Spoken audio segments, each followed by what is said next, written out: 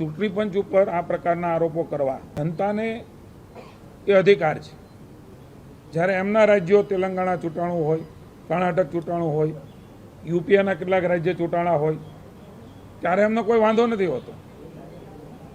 અહીંયા વિશ્વાસ સંપાદન નહીં કરી શકનાર કોંગ્રેસ અનેક અલગ અલગ જૂથમાં વહેંચાણું છે. આપ પણ જાણો છો, રાજ્ય પણ જાણે છે. રાજ્યની જનતાના અવિરત વિકાસની અંદર ભારતીય જનતા પાર્ટી માની જગદીશભાઈ વિશ્વકર્માની નિમણૂક થઈ ત્યારથી સંગઠનાત્મક રીતે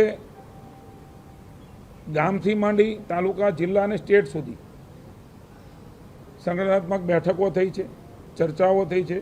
માનની ભૂપેન્દ્રભાઈ અને હર્ષભાઈના નેતૃત્વની સરકાર અવિરતપણે 365 દિવસ રાજ્યની જનતાની સુખાકારીના નિર્ણયો એ સતત લેતા આવ્યા છે. હું કોંગ્રેસને પૂછવા માગું છું, આપના પહેલાં પણ કોંગ્રેસના એક પ્રમુખ હતા, આજે નવા પ્રમુખ છે, પોતાની ટીમ નથી બનાવી શક્યા. કેટલા વાદ વિવાદો હશે.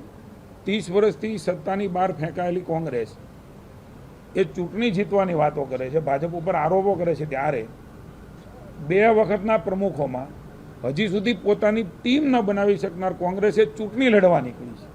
હું માનું છું કે તમામ રીતે ભાંગી ગયેલી છે, તમામ રીતે તૂટી ગયેલી છે. માત્ર વાતોમાં રહી અને લોકોને ભ્રમિત કરવા, ખોટું બોલવું, ભ્રમણા ફેલાવા, જૂઠાણા ફેલાવા, એ હંમેશા એમનું કામ રહ્યું છે.